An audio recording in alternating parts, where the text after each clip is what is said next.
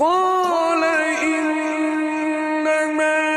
يتقبل الله من المتقين لئن بسطت إلي يدك لتقتلني ما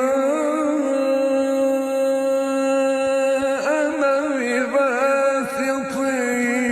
يدي إليك لأقتلك إني أخاف